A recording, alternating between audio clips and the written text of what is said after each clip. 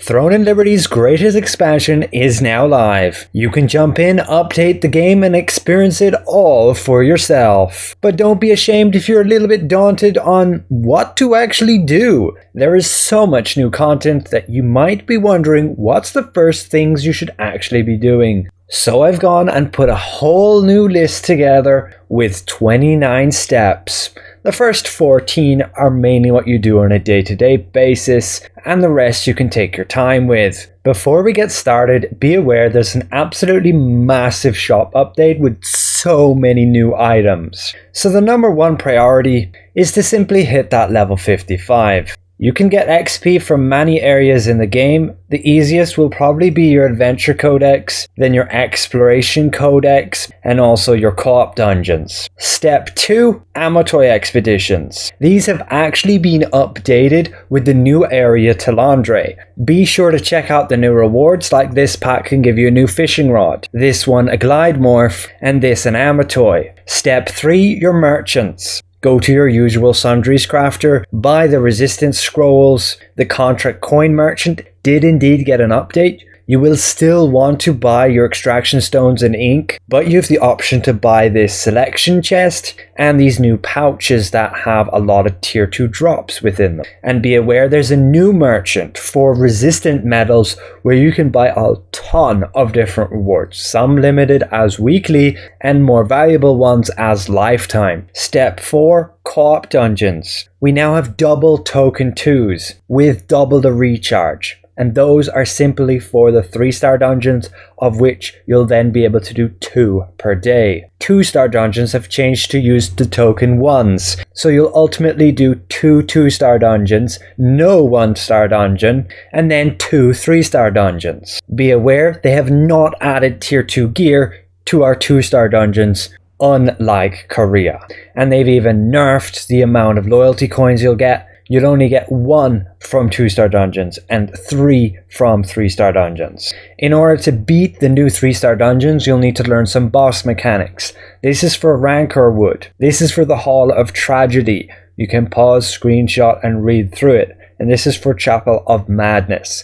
We'll get the following 2 next week. Step 5, your solo dungeons with the Hall of Illusion. Try and do them at the highest creation tier possible to get the best rewards. For the first 4 tiers, it's simply increasing the drop rate at the good stuff, and tier 5 will add Nebula accessories. Step 6, field bosses. We will unlock these as per our milestones. For example, this one unlocks Leviathan. So just be aware of that and do those guild bosses as soon as you can and save it until one unlocks. Then yes, do all of them on that boss. Then step 8, Nebula Island. This will unlock starting March the 13th. But you will go there, you will farm these greater nebula stones from these bosses and the regular stones from these mobs. This will allow you to get a chance at some of the best new accessories and some other useful items. Step 9, your resistance contracts. You can do your cooking ones if you want, but the more valuable ones are these, level 54 and level 55.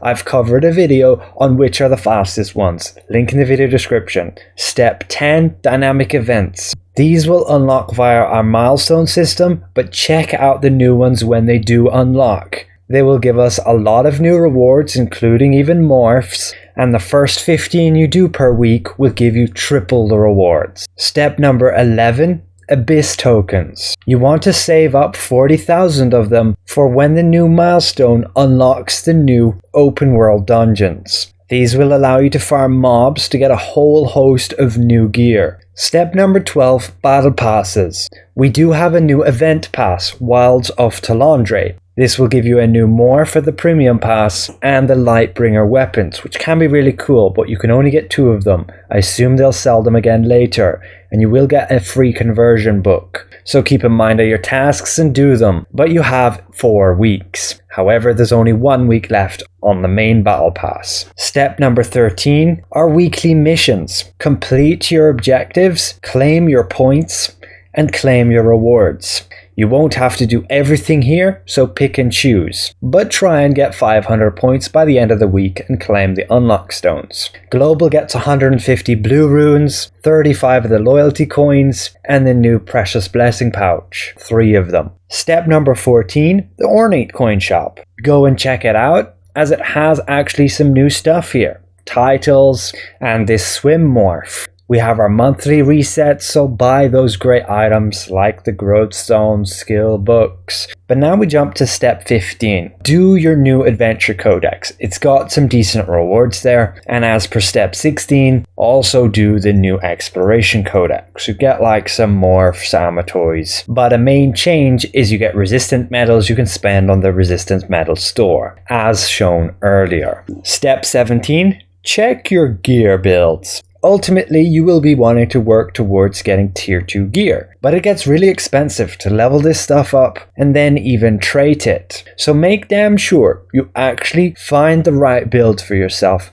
and find what gear you actually want. While you're still deciding, you can go and sell most of it and probably make a ton of Lucent. Check out the new weapon mastery system. Again, entirely reworked, and you will be able to get a ton of new bonuses that can interact with certain skills.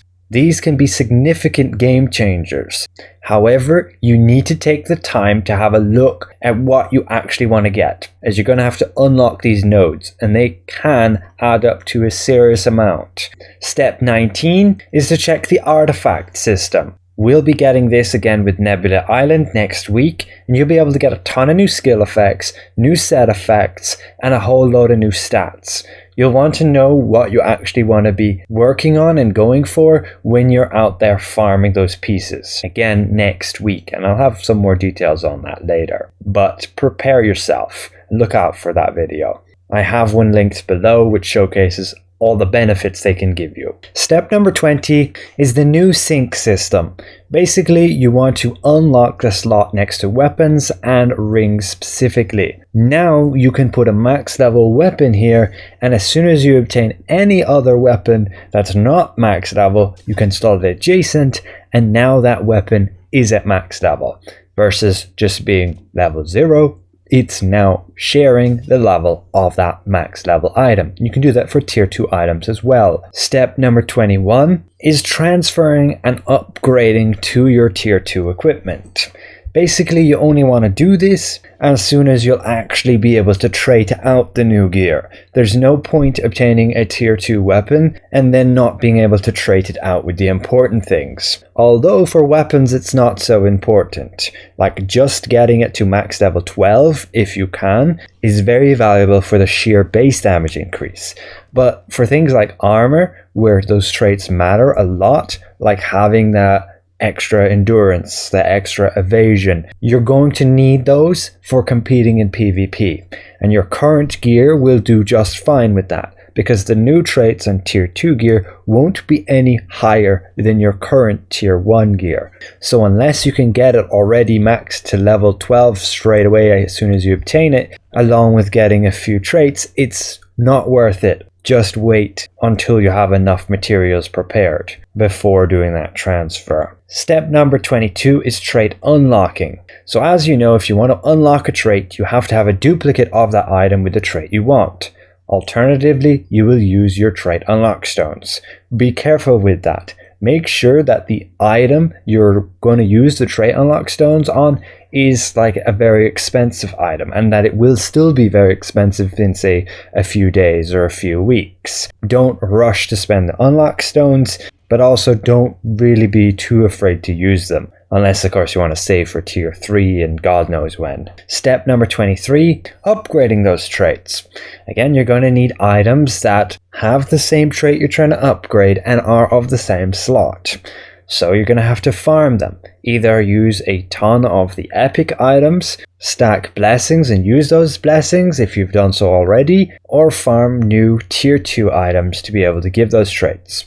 Or you go to the auction house and you will buy tier 2 trait extracts, like you can see people are already posting here. And that leads us on to step 24. I would recommend selling most of what you obtain. and you can make a ton of Lucent during this update. You shouldn't really be in too much of a rush to max out. Step 25 is the fact cooking should have some new recipes. We can see a bunch of them here in attack, in defense too, and ultimately just be aware of these and you might want to use them in your builds. You can of course also sell these foods and probably make a lot of Lucent, at least if you get a great success when crafting. Step 26, if you're part of a serious guild, as per the milestones, we will be unlocking new Boonstones and Riftstones, that being step 27. They will be able to give you a whole host of new benefits, with the Riftstones being able to allow you to kill even more of those new tier 2 field bosses. Step number 28 is the castle siege. Be aware it will not return until March the 23rd, and March the 21st will be when they select the new defenders for the castle, and those defenders will be based on guild ranking. So if you're looking to be a defender in part of a serious guild, you're going to have to farm activity for that week prior. And step 29 is server transfers. If you don't like the guild you're in, you can take the opportunity to freely transfer to a new server. Every day for this 1 week, you can purchase a free ticket and you could transfer it to a new server and just hop between them and see which one you like the best. And of course also join your friends if they're in a different server. And that's ultimately it for the full list. If you think I missed anything, feel free to leave it in the comments below. If you are stuck on leveling up, be aware you have to go to the Pure Light Tower and you have to speak to this specific NPC. I have seen reports of people struggling to find him, particularly because he doesn't have a quest marker. This is the guy you need to speak to. He's very close to the portal where you enter in. You can interact with him once you're next to him, and you can begin your quests, starting chapter 11, which unlocks the ability to actually see all of those rewards. And yeah, there are quite a lot of valuable things here. Highly recommend doing it when you get the time, as it even gives you new tier 2 gear, but it's stepping stone stuff. You'll just use it for traits. There is also check-in rewards you can claim every day. And again, the massive shop update. There's just so much here, including these awesome skins, really cool morphs, and this outfit as well. But that's ultimately it for this video. Hopefully it gives you a little bit of guidance and insights as what you can actually do and what I recommend you get doing. There's definitely a whole bunch of new stuff, and I want to be jumping into those 3-star dungeons ASAP.